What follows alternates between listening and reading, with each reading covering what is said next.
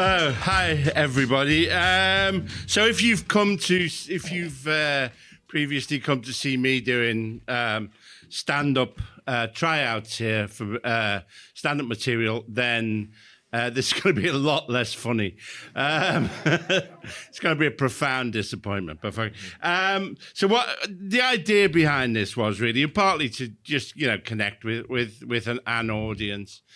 But also, to see if it works in a kind of live context, and also because we put each of them out, forced me to, obviously, usually when I am live, I say the same things every night, and so this is going to force me to say different things every night because we're going to put them out as podcasts, and. So you will find that you will see the true paucity of my thought, and you'll feel that you're being taken advantage of. At least not paying £100 like when I went to see fucking Dave Chappelle, and he's just going through his fucking notebook after several terrible support acts, and this is also making me think I should have at least vaguely prepared. It is different, obviously, when we do. I assume most of you have listened to the podcast. Who has listened to the podcast? Okay, just over half, I think. One of the things you did, this surprised you. One of the things we can talk about this to some extent. One of the things we did as a kind of works out in this. We went to see a comedian, didn't we, a couple of Saturdays ago. One of the things that surprised, I don't think I've always done this, but what I always do is that I very enthusiastically join in the kind of when anybody seen me before? I go yeah. I haven't. And it was a lot. Any question that I am asked by the comedian on the stage, I respond enthusiastically. I think one of them was, who here likes maths? Well, no, it was more than that. And then Alexei was like, yeah, me! No, it was better than that, if I may say so, Talal, which highlights the difference between us. That he said it was like, I can't remember the phrase now, but it's who's aware of like differential number theory. Oh, that's what he said. And I went, me! Yeah! I don't fucking know differential number theory. Plus, fucking hell, it was shit. Anyway, we're not, we may have to, I don't know whether we're going to, we thought The warm-ups were definitely shit. The warm-ups were and so one bad. of them, bless her, she was saying... she'd been on the door collecting the tickets as well. And she said... I don't know if they said you can go on stage if you collect the tickets, I don't know. But at one point she was saying, all straight white men, they think they can be comedians. And I'm sat there, I invited my friend and Alexei, and Alexei sat between us. So she goes, all straight white men think they can be comedians. And I just hear in my ear there, well, I'm the greatest comedian of all time who's ever lived. And that was the best gag of the whole fucking night. My friend started vibrating and crying. I couldn't make I couldn't figure out a way to communicate that to her, really. Yeah, I mean, all white straight men. She didn't know you were in the audience. Like, poor. Well, it was grim old shit, I have to say, wasn't it? So we're not. I mean, it's also. I mean, it's not. there was a lot of talk. They both had sort of, I think, it was kind of mixed racial back. It was a lot. I couldn't actually see what they were. It wasn't comedy, and it was just sort of. I can't believe I took you out to this. I know. Can you imagine my heartache? I bring Alexei first work outing. Yeah. Let's go see some comedy, Alexei. Yeah. And it was just. And then at one point, Alexei goes in my ear, I don't know how much more I can take of this. Like, shall we leave? But all of the other weird thing. Also, it was with the things we can criticize. It was in the People's Palace. For some reason, they left the house lights on, and that completely destroyed the atmosphere. Really but weird. Also bizarre. Talk about destroying the magic. We saw the headline act. We were walking from the tube station, about a 10-minute walk, and we saw the headline act just as we left by the tube station. We saw the headline act heading on into the Sainsbury's. Street, going to Sainsbury's for some reason. It's like, I don't know what he was doing. What he was in. Just This was a finished lot- his 5 o'clock show. Yeah. And he seemed like broken. He did really. And we didn't know that at the Yeah. time that's what Yeah. happened, but that must have been what happened. He was just like, think? oh, hi, yeah, thanks for coming to the show. Yeah. And it gave me the softest handshake I've ever felt. And The 8 o'clock was worst. I don't know. He's politically he's very sound, so we can't criticize him too he much. must have been having a bad day. I think. Yeah. I blame the house lights. It was very odd. Anyway, that was our first work. I was just thinking before we were, we went to Laos. We had a kind of missed sort of. You were going to shake my hand pre-show, handshake. Yeah. I thought we were going in for a hug, so we had a very. But it's also I thought this is. Then I shouted at you that you're drunk, and it occurred to me that this is the first time that I've actually been in a kind of double act. Really, me and you. Alexei and Talal, and this is the kind of dynamic, isn't it? There's a very funny Neil Simon film called I can't remember. I've suddenly forgotten what it's called, but it's where it's not the old boys. It's Walter Matthau and Jack Lemmon as an old Sunshine Boys. Thank you. I was about to Google it. Sunshine Boys, and and it's about a bickering double act. It's a very good film it's one of the few films I think that gets the dynamic of comedians right, really. But one of the things it contains some professional help because Walter Matthau says that words with a K in them are funny. Okay. And words with like chicken, for instance, is a funny word, but no number is funnier than another number. That's just an insight. That's just a comedic insight that's contained within the Sunshine Boys. Where do you stand on that? Do you agree? I think some. What's the funniest number? Well, to see no number is. But I think if you I think some numbers are. I mean, if you're exaggerating something, then obviously you go for a high number. But it's like I think if you say 164, it's funnier than 107. No, maybe it isn't. I don't know. Words with words with a K. I don't know. Al Qaeda. I mean, is that funny? I don't know. Are they funny? Are those guys funny? Are they funny guys? I don't know. That's another thing. When I went to see Dave Chappelle, he had the terrible support acts, and they were struck. They were trying to do their act like as if they were still in America. So one of them had just transposed. He's doing all this Mexican material, but about Pakistanis. So is it like, what is it with you Pakistanis driving around in your cars? Eating tacos. And hitting donkeys on a string. Well, no, he just said, that's kind of your Mexicans are like the Pakistanis. Go on. No, I just heard a joke. A man on the street I bumped into told me a joke, which sort of made me, it gave me a quiver of, like that it's racist, but in fact it's a non-racist joke. But I will tell it to you and then see how you feel about it. So he said, it's terrible, isn't it? London now, with all these Pakistanis, it's changed. It's not like Bangladesh anymore.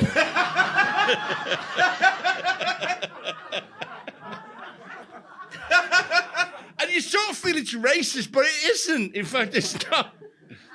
I've got one of those. I've never said it on stage before, and I might edit this out. I probably will. When do Israelis never tell the truth? July. Yeah, no, that is racist. Yeah, it is racist. Yeah. Fuck. Yeah. Fuck, you're gonna need a new. You're gonna need a new partner, I think. Really. Oh, please, Dad. Don't fire me, Dad. Yeah, it's not working out well, is it? This going out for this public-facing. So have you going to contribute at all? Yeah. Apart from saying racist things and being somebody to talk to. I could have got Wilf. Mao. Mao. Chairman Mao. I was in Soho today working, and my friend said there's this offer on Time Out website there's a new pizza place in Soho, and they're giving out 99p pizzas. You just have to go online and buy them online. So I bought 4 with a plan that I was going to give some to homeless people. Like I was give the extra ones out to some homeless people. I know. And but I found myself in a really weird position. All right, and I going around deciding which homeless person looks hungriest, and it's a fucking weird position to be in. Like, who deserves? I've got 3 pizzas to give away. Who deserves it? You know? And I found myself. It felt icky to be in that position. Yeah. And I was like standing there, and there were 3, I think, unhoused individuals sat along a wall, like quite far apart. And I was stood on the other side of the pavement looking at them, judging them, who deserves this last pizza. And it felt weird. There you go, do something with that. It felt fucking weird. And there was one I'd woken up to ask if he wants a pizza. And he said, no, I'm sick, I can't eat anything. I was like, I'm sorry I woke you up. He goes, yeah, I just need to rest. I was like, oh, fuck.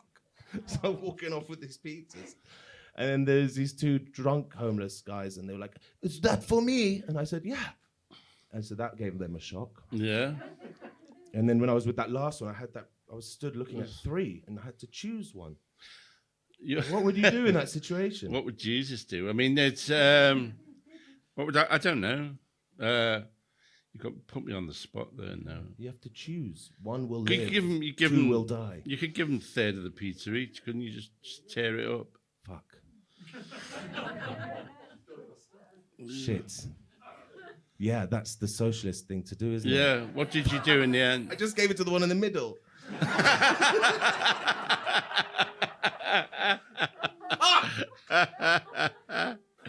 I couldn't figure out the logistics and split it in. Oh, that's clever. Okay, next time. I try. I mean, I try not to. I mean, what I used to. I don't really like giving money to beggars, really. But I used to do a lot of work. I used to work with several homeless. I know you do. Charities. You're an inspiration.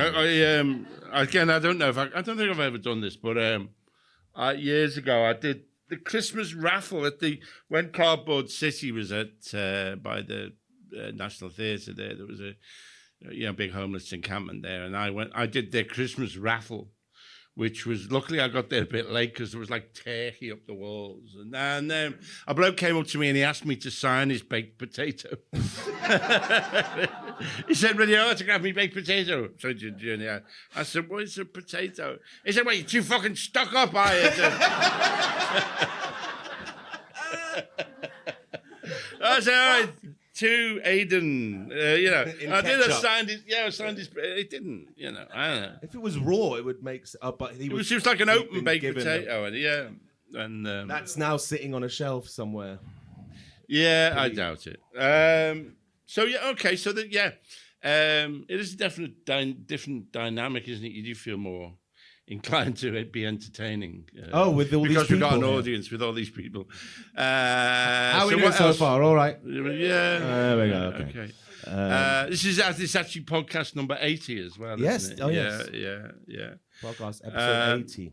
Also, you came round. I thought you came round to my house the other day because I've got a couple of bicycles that are surplus to requirements, and you were going to sell them on Facebook Marketplace or whatever. Yeah, or eBay or something. Yeah, but I was thinking actually, if anybody was a fan of the bike rides that we did, that certainly the Beast that we were gifted a couple of e-bikes, the Himaway and Cruiser. If anybody watched those, and if anybody wants to buy them, we're putting the Himaway on sale for like £600. Yeah. So are we just shilling your shit now? We're selling your shit. So this has become. Dave Chappelle. I've got another story for you if you want. Dave Chappelle was charging £400 for a fucking hoodie. So souvenir bicycle first.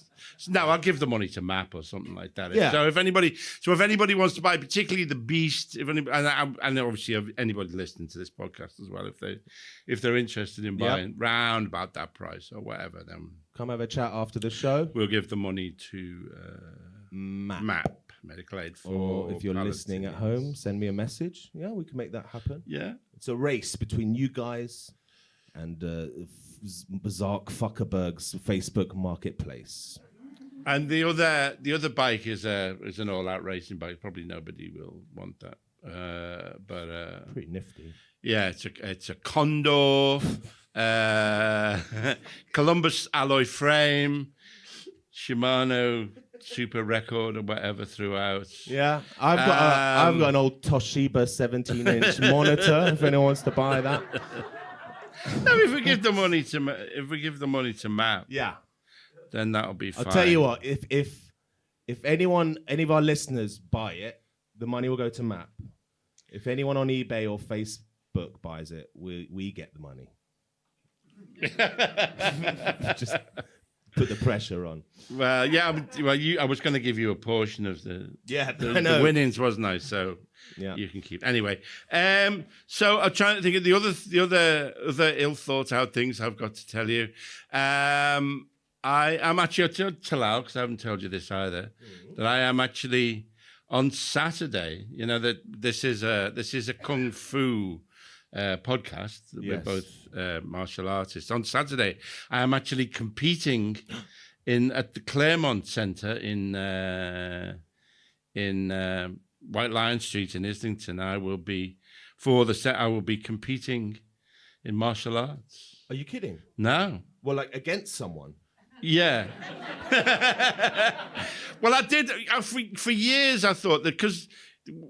I mean, the club competes in like the BCCMA, the British Chinese Martial Arts Association.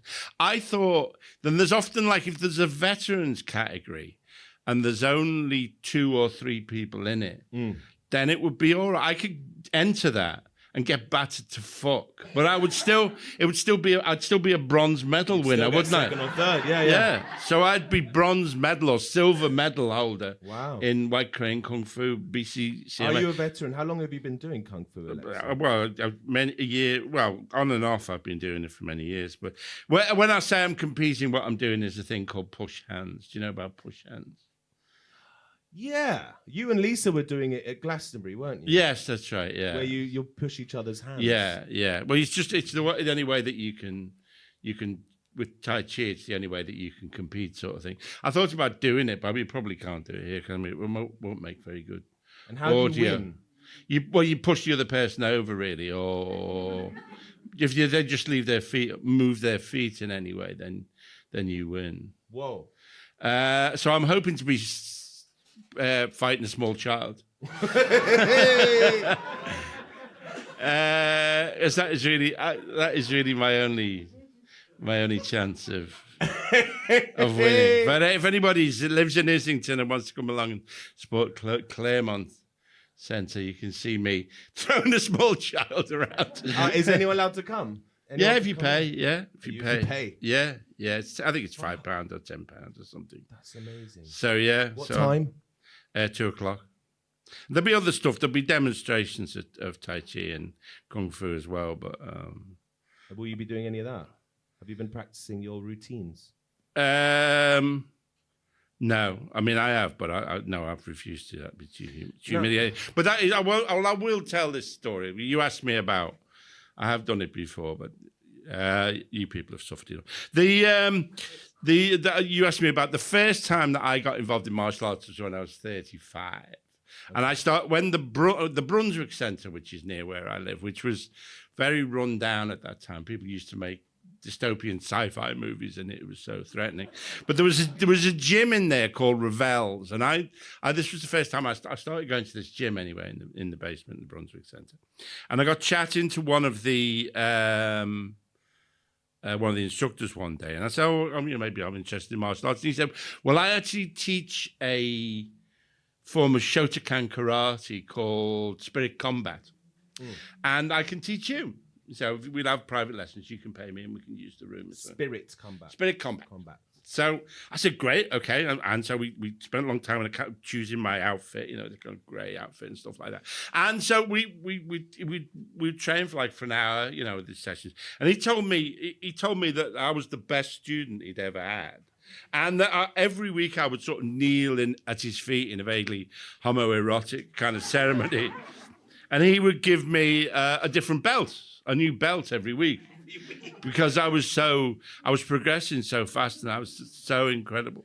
Anyway, there was this, an early kind of consumer rights program on Radio 4 was called the Cook Report, which was this morbidly obese man called Roger Cook who used to expose scams. And I was listening to Radio 4 one day and it said, coming up on the Cook Report at 12 o'clock, we report on a man in Birkenhead selling certificates for a form of karate called Spirit Combat for £35. And that's because that's the other thing that I should have mentioned is that knowing karate and being so good, it gave me a tremendous sense of confidence. And so I'd been going into pubs, like really rough pubs, and kind of bars. And I'm like, yeah. You want to make something of it? No, it's fine. So I'm like acting all. It gives me tremendous sense of self-confidence. Anyway, yeah. So coming up at 12:50, the Cook Report, a man selling certificates for this fake karate, and also what they called Spirit Combat. He said this is. He sells these certificates for £35 for this form of fake karate called Spirit Combat, and foolish people are being taken in by the instructors. And so all these incredible death moves that he taught me were just me really just flapping my hands around. And I couldn't kill it, I mean, it's just like, so if somebody come at me in the pub, I'd be just like... What made you buy into that? Why are you so gullible? He was very well. He told me he'd worked with Jean-Claude Van Damme as well. I think I wanted to, and he said, I think he might have said he'd been in the Foreign Legion as well. I don't know. I was very gullible. I think I was. I mean, he wasn't when I went back to the gym. He wasn't there. He'd left. But it takes a certain type of psychopath to like con people like that. Well, yeah, it was play it so cool. Have you ever been swindled any other ways?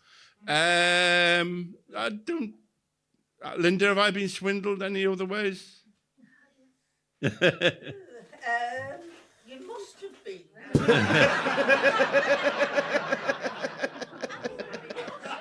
I do. You must have been, says Linda. Oh, you do sort of when we used to have other currencies than the euro. You did used to just get all your money out and go, I don't understand. It was that when I tried to impress Metin, do you remember? And I bought 12 mangoes for £100. I was trying to impress this friend of mine about how fluent I was in Spanish. But I always thought that was stupid, trying to impress your Turkish male chum with your fruit bargaining powers. Very, very odd. Fruit bargaining powers. Yeah. Oh my god. So you are an easy target. Yeah, I do. If you listen to, I don't think it's on yet, but I think if you listen to Unspeakable, I do tell that story. There's a Radio 4 quiz show called Unspeakable. You have to make up a word that doesn't exist, and so my word, which I made up, which was connected with the Spirit Combat incident, was confusional, which is that sense of tremendous power that you get. I mean, in a way, I suppose. I mean, I've been doing this particular form of martial arts for nearly 10 years, but and I do have a tremendous sense of confidence, but it's perhaps no more valid than with the Spirit Combat. The knowledge that I have, if I see a big bloke, I'm always thinking about how I can take him down. Yeah, but I see a big bloke in a pub, I'm like, I've never said this to you, but you do Tai Chi, which isn't like the scariest martial art, is it? Yeah, I tend to blur the borders between, because it's a kung fu club. I don't.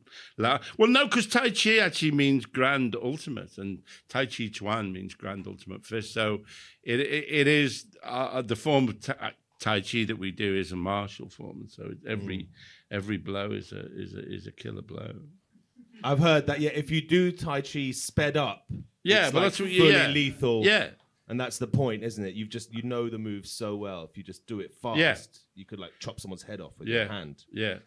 And it was the other. I mean, I was walking on the heath with my friend Oscar Zarate, and he was going on at me about, show me what you do. And so I said, all right. So I said, just throw a punch at me slowly, and without thinking, I had him in a grip, down, bent over. Isn't he like 85 years old? He's 82. Okay.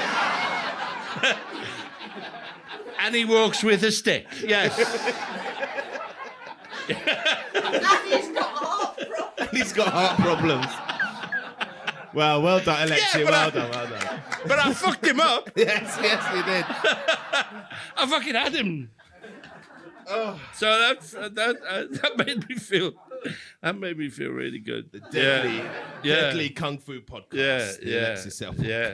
Well, that's fucking hilarious. Speaking of old people, what I've been thinking about recently? Yes.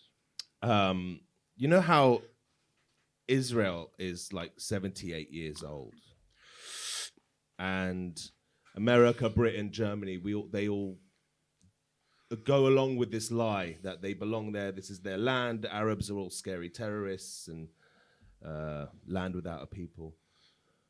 People for people without a land. All that shit. Yeah. Yeah. Why do you have to keep coming back? You were having a nice time, and now you're ruining it. There's a vague connection. Do you think that's just like? Are you going to bring that round to kung fu? How we treat like your 78-year-old granddad?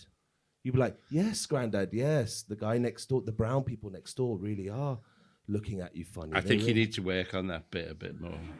I see where you're going with it. Mm-hmm.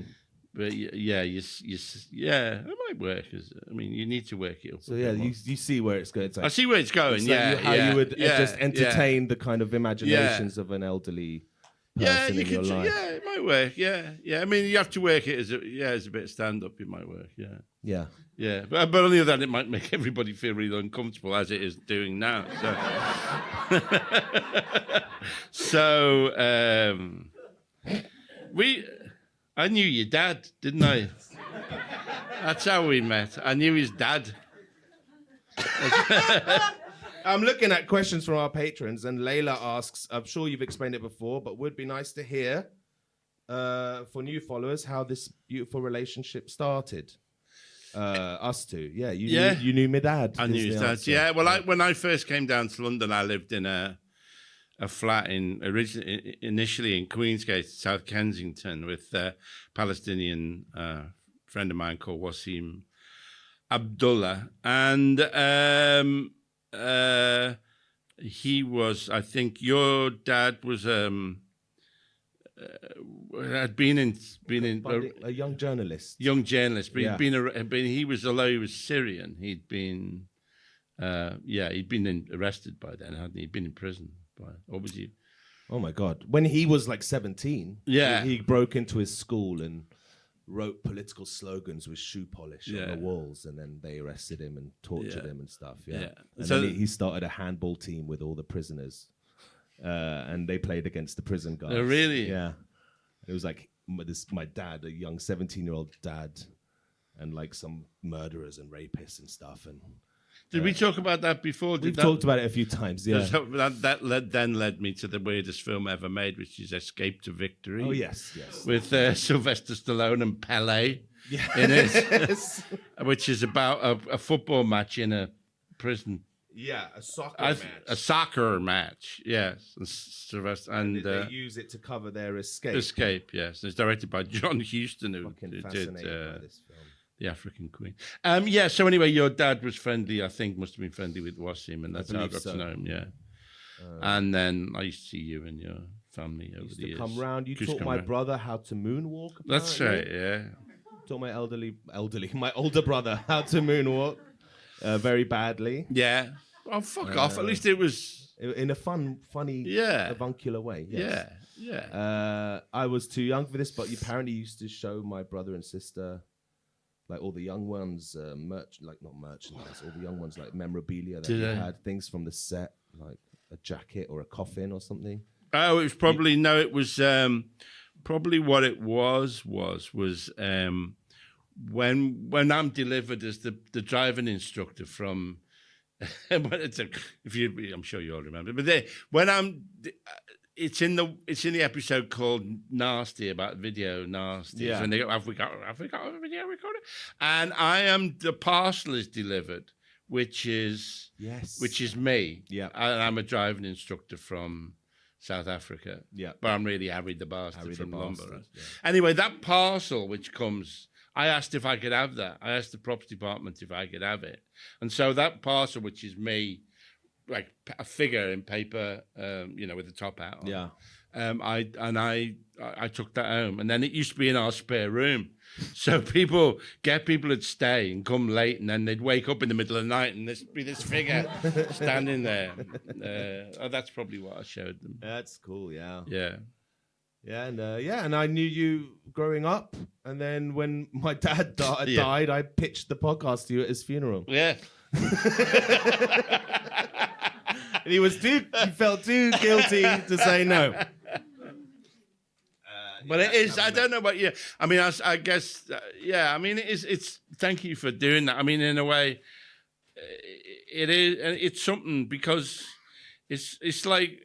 Obviously, when I do like Sandwich Bar or when I'm doing tryouts for material, hey, if you come and see me, it's much more, it's much tighter. It's much more performative, as it were. It's not this. Yeah. And it's not this, no. And it's much better value, frankly. And but it is. I mean, I think that there is a kind of. That you have brought me that, and this the kind of community of the podcast as well. I think. I do genuinely find, really, moving in a way that it's a nice kind of connection, and we're not. We keep. It chugs. I don't know how. I mean, it chugs along, doesn't it? It doesn't. It's not one of the. Definitely chugs along. It's like got enough of a followership to keep us going and keep us motivated, but not enough to keep my rent paid. No. But just about. Well, I don't know what to do about that. No, that's fine. Like we don't put any money into it. We don't do any marketing. It's amazing. Obviously, we have Alexei's esteem and his years of experience and wowing audiences around the world, but also it's just persistence. And only recently you're like, let's do it every week. Fuck it. Yeah. And also, I think you were also like, I should prepare less stuff for the podcast. Let's just see what happens. And I think you're getting your head around what a podcast, because that's what 99% of podcasts out there are, is two straight men talking bollocks. Yeah. And so why not us? And I'd been podcasting for years before we did this, to no one, for nothing. And it's been a dream of mine to like have it as an actual like kind of paying gig. And to get to do it with you. I'm obviously really over the moon to get to do this. Yeah. And that we've got such like loyal, consistent followers and fans, and people would come out and see us live. It does mean the frickin' world, Alexei. Look, thank you. Shag, marry, or kill. Keir Starmer, Donald Trump, and Benjamin Netanyahu. What? That's from Ian. Shag, marry, kill. You have to pick one of these people for each of those options. So, well, I've seen, because I said I once, the only time I met Keir Starmer, I played against him in a charity football match. And so I've seen him naked. And so I don't know whether the bro code go.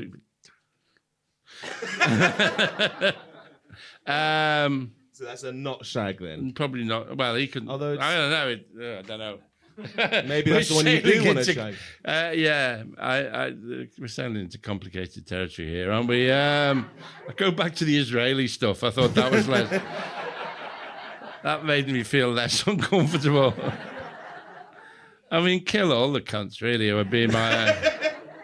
Why can't you? Why, Take that. Yeah. All right, good one. You felt things were flagging, so you've gone to the questions. No, I just thought it'd be a funny transition to ask you that straight away. Do another one though. Yeah. This is better than most. This is better than Richard Herring fucking podcast. Isn't it? Really? I mean, yeah, there's less people, obviously. I mean, yeah, but it's better, really. Is it? I mean, he always asks embarrassing questions. But yeah, he does. Yeah. Would you like a hand of ham? Should we That try was- some Richard Herring questions? No, View of your no. armpit dispenses stuff. Look, coming. No, that's a stupid question. You've I know he's kind of left the acting world behind. No, he hasn't. He just doesn't get work. I turned down a Father Brown last week. Is it? Yeah. Why? I didn't fancy it, really. Yeah. I was getting up early, I think. That bothers me. Is there a director out there who would persuade you to work on a big movie? Such as? Yeah, probably. Well, who would love to work with? Who's a dream director? Director. That's an That's an interesting question. Linda.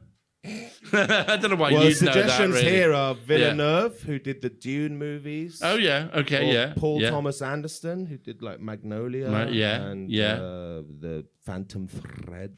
Yeah. Either of those tantalize you? Yeah, maybe I could be in June 3. I could be fucking sick in June 3. Snaveren of Fnath or something. I don't know. I mean, I could be. I could probably. Yeah. I could. Well, I could. Yeah. I wonder again. But I could do me because I do sword and short staff. Yeah. I could do me staff. Couldn't I? Yeah. I could impress the director. Yeah. Would you play out one of the fake Arabs in that as well? Yeah. I was wondering this. Oh, I forgot to meet Zendaya. Oh God. Yeah. Wouldn't that be and Timothée Chalamet as well. I think we could be.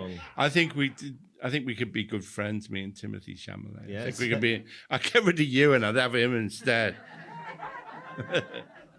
It's never gonna happen now. No. Is that your new? It used to be Matt Damon. You wanted to be best friends with. You used to be best friends with Matt Damon, but now, yeah. And I was on the bus earlier. I passed a billboard for a film with Steve Coogan called The Penguin Lessons. Yeah. And he has a little penguin friend. And a few years ago, if you remember, there was like Mr. Pimple Poppers or whatever with Jim Carrey had some penguin friends. What was that called? Mr. Popper's Penguins. Yeah. Would you do a penguin movie if they paid you enough?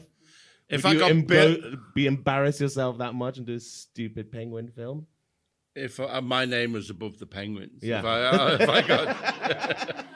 I got first billing, I did think actually one of the things I've always resisted the idea of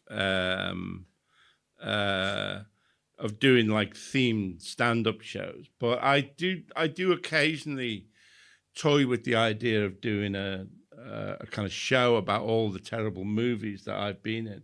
And I could probably show clips of me being bad in these bad movies. I mean, I think I've talked a bit about like The Bride, for instance, which is a feminist retelling of The Bride of Frankenstein starring Sting and Jennifer Beals out of Flashdance. Yeah. And I play an evil circus owner in that. So, I could do that. And a film called Siesta, which is often considered the worst film ever made.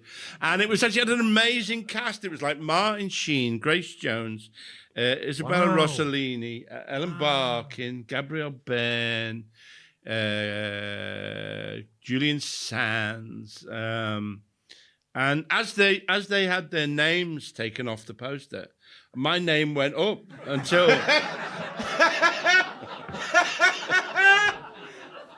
Until finally it was an Alexei Sale film. Un film de. And it is my first line in the film. Got a tremendous laugh.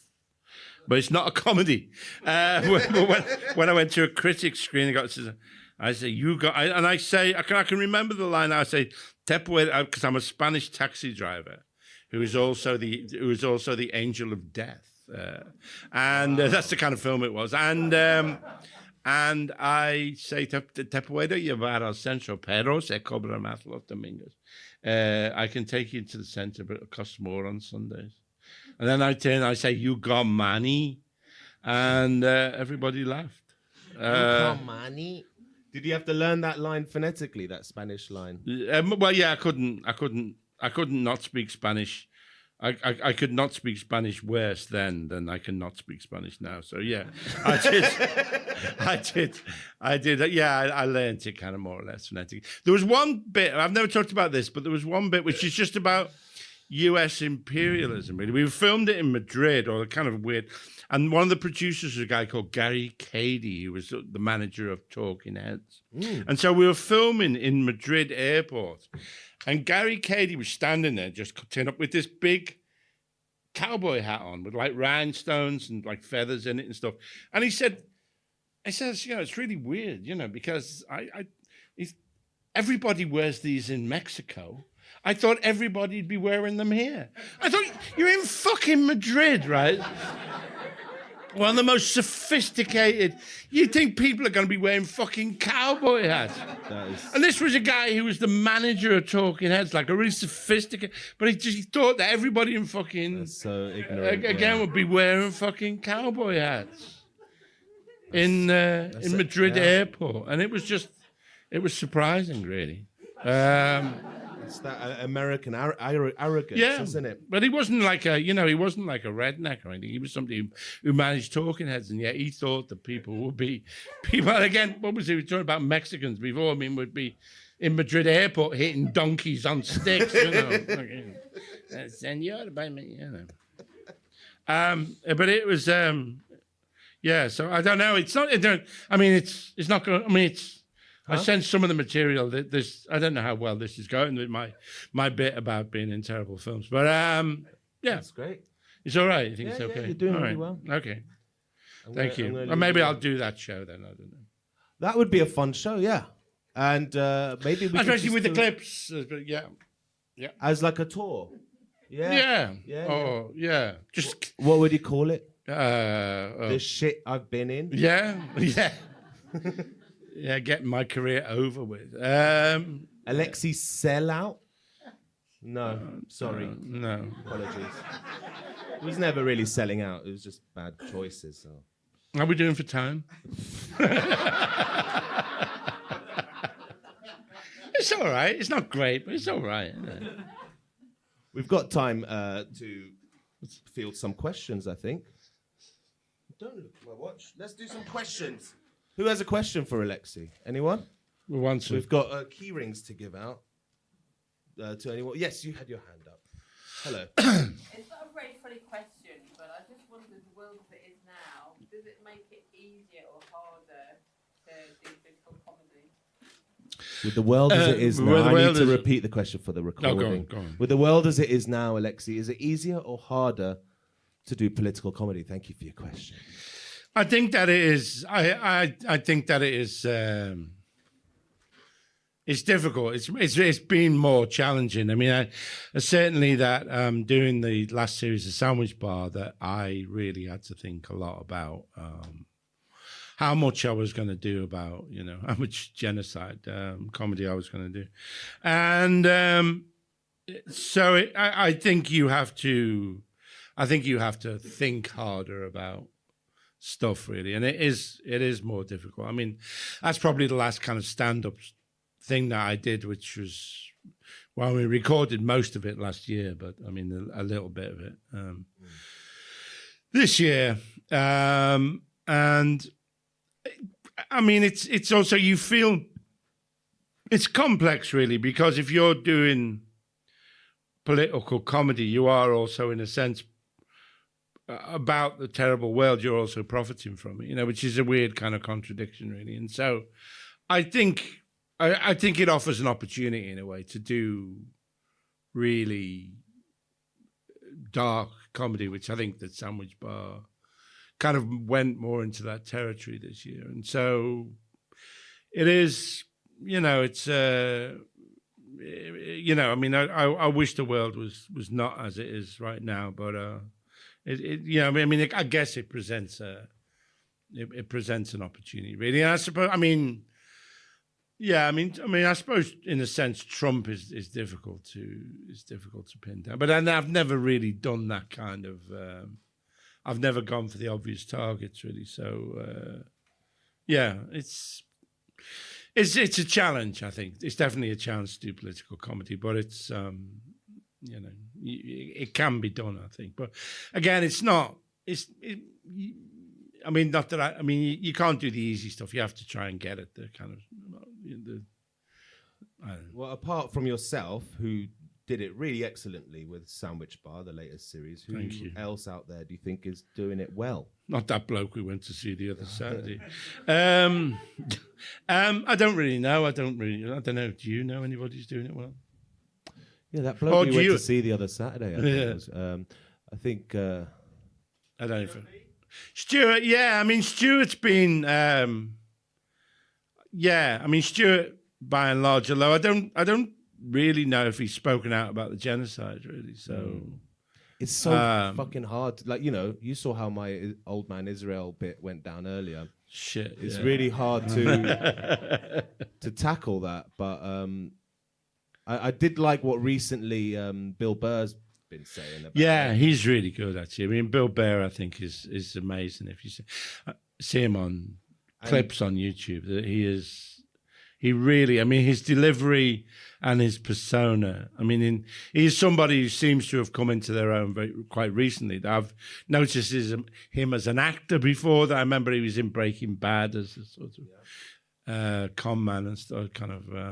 He did some Star Wars stuff. Yeah, I think our friend Sami Abuwarde is really phenomenal, and he is Palestinian, and he speaks from his heart, and he's got a lot of cool shows coming up.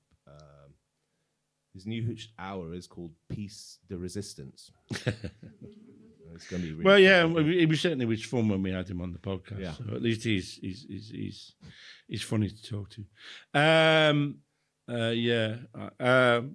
guess Bill Burr in the States, really.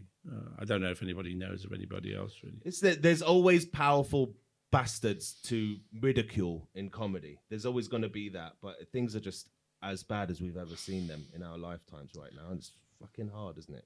It is. It's a terrible time to be alive. Never mind doing comedy. Just existing is fucking awful. Yeah. Really. Power and strength to all of you. Any other questions? Anyone out there? Hello, hand in the middle. Is that baked potato the strangest thing you've ever signed? Is the baked potato the strangest thing you've ever signed? Probably, yeah. I wish I had an anecdote about something else that I'd signed. You ever signed a boob? No, it's not my demographic, is it? Boob signing? No, not really. Have you ever signed someone's skin and then they've gone and done a tattoo of it? I don't know. Again, it's not. I don't think so. I think. Well, tonight, guys, if anyone. Yeah. No, I used to. What was it? Was it Rick Mayall's autograph that we were faking for some reason? I can't remember why it was now. Do you remember, Linda? Not really. Really, people stop all his broken-hearted fans not getting. Yeah. Good motive, wouldn't it? Oh. Yeah, I remember for some reason 4G. Oh, I tell you what.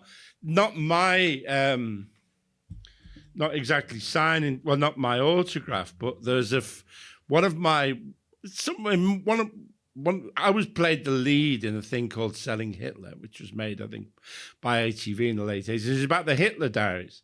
And it was about this forger called Connie Kuyau, who forged the Hitler Diaries. And then it was serialized in the Sunday Times before it turned out that they were fake. It was a huge story in the sort of 1980s. Yeah, it's a Robert Harris book, which got my picture on the cover if you get one from a charity shop. so it's called Selling Hitler, and I played the forger, Connie Kuyau, who was also still alive, certainly when we made it, and he's a kind of Nazi, really. When they told him he was being played by a communist Jew, he was like, what? But in the show, I have to do, and this is, I don't know, I had to actually on camera forge Hitler's signature. And so I learned to do Hitler's signature. And so when I was in Bavaria, I would do Hitler's signature. And that would get me off a lot of, Wiener Schnitzel. That would, I could for years, I could accurately reproduce, which was it was a bit like that, like Trump. It was quite like Trump's signature. Yeah, I could reproduce Hitler's. I've lost the ability now, but yeah, for on camera and in various bars in Munich, I have signed, menus and stuff as Adolf Hitler. That's wild. That's wild. Yeah, shit you learn when you're doing movies. Yeah. So, yeah. Right, I'm gonna come see me later for your keyring. All right. Anyone else? Yes, Johnny. Did you keep any other props from the young ones or stuff or anything else? Yeah, I think I kept for years the giant pencil heads. Nobody remember this from the first series of stuff. And I've given a lot to the comedy archive in Kent University. That's Oliver Doubles. And then when I was doing recently, I did Adam the technician was. I did Celebrity Antiques Road Trip, and Adam, the back there, was just saying how much he hadn't enjoyed it. And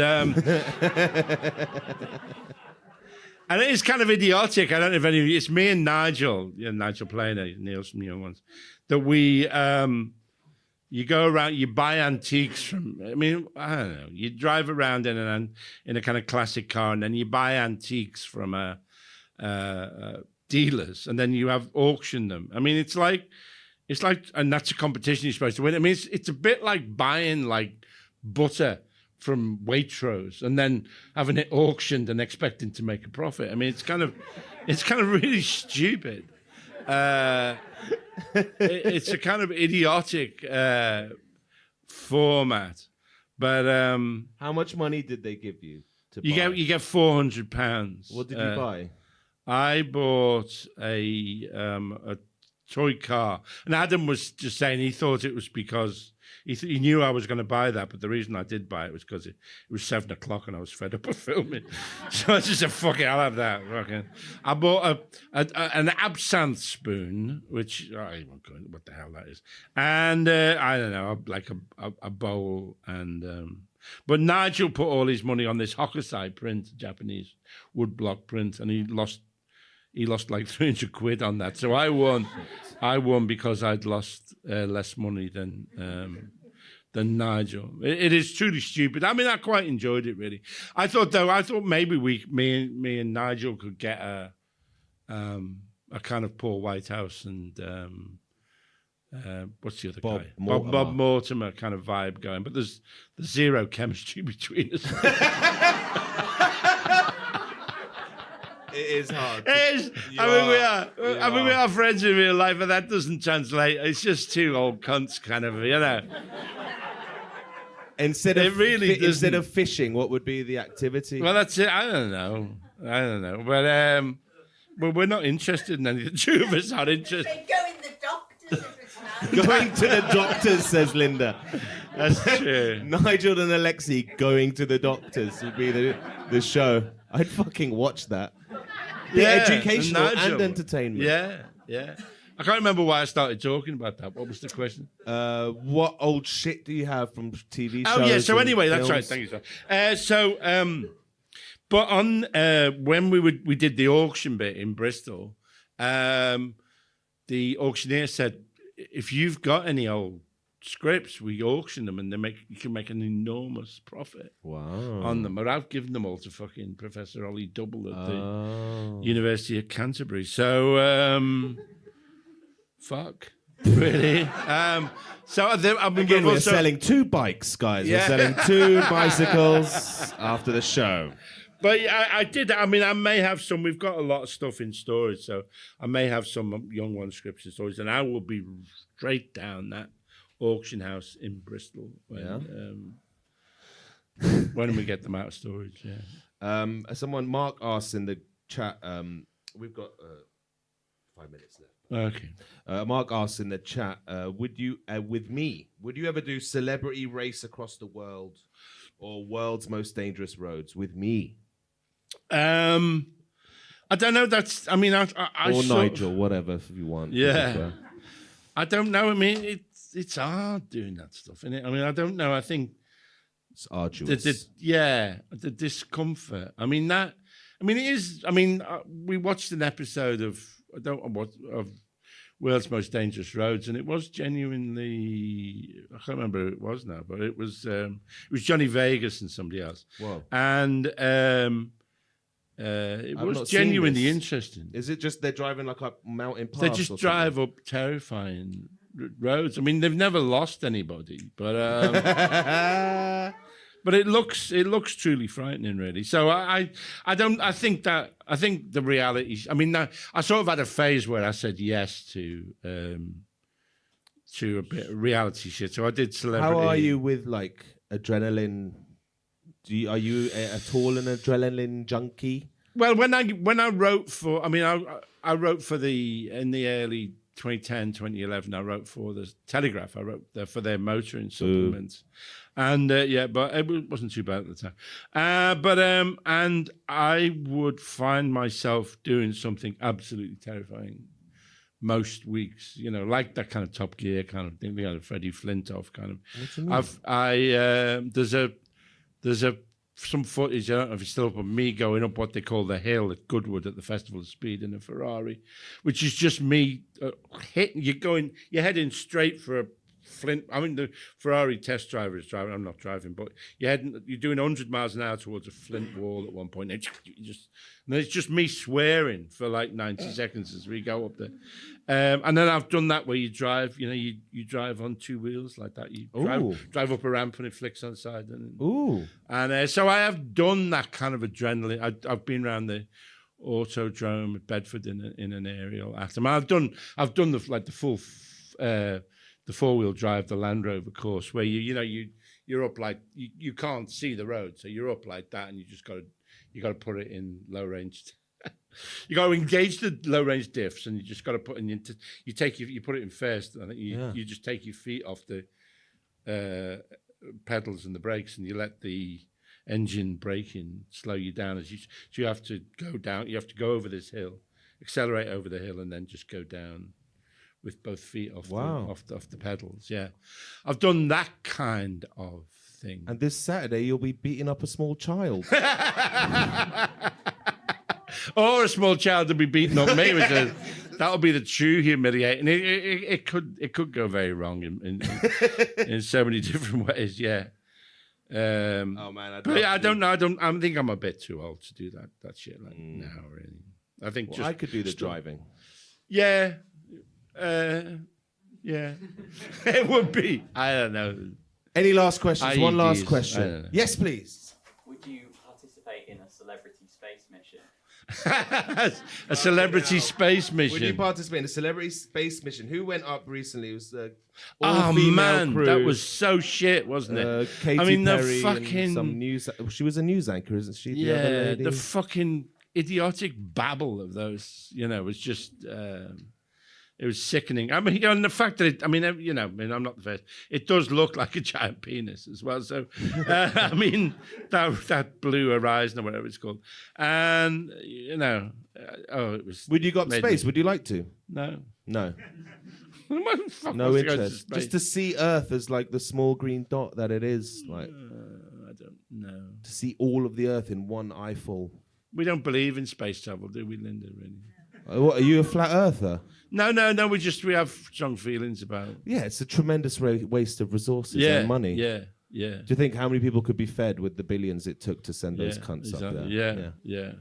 It's ridiculous. It is ridiculous. Outrageous. Yeah. So the answer is no.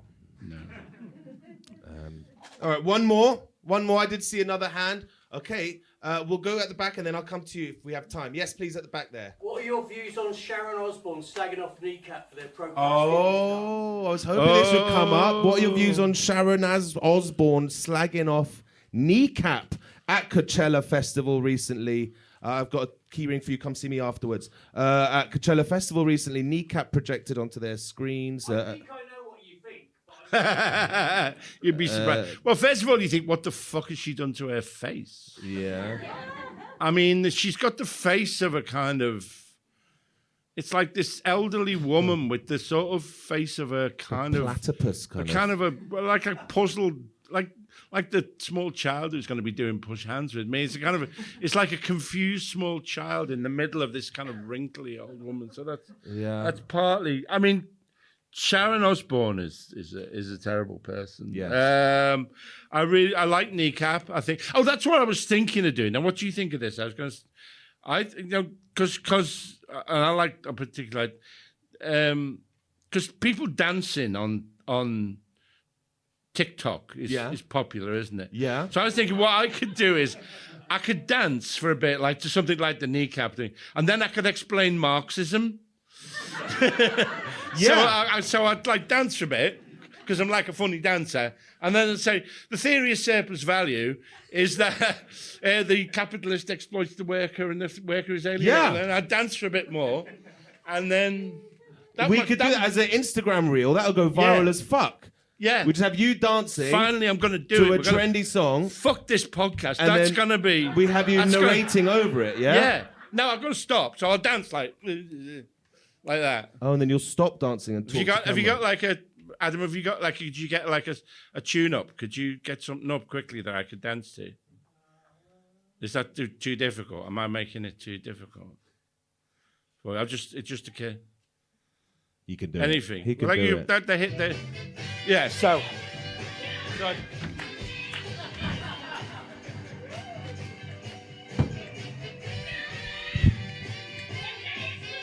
Pause. What Marx said was that there were essentially two classes, the bourgeoisie and the proletariat. Hit it!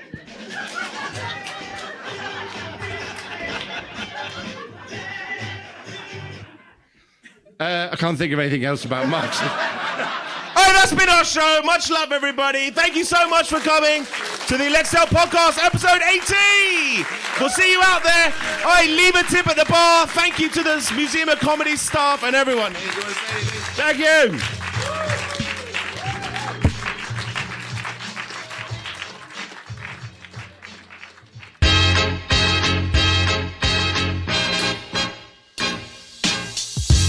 You've been listening to the Alexei and Talal Podcast. This show is produced and edited by Talal Karkuti. Music by Tarbush Records. Thanks to Audio Boom for hosting us. Please keep your emails coming in at alexeisaylepodcast@gmail.com. Goodbye.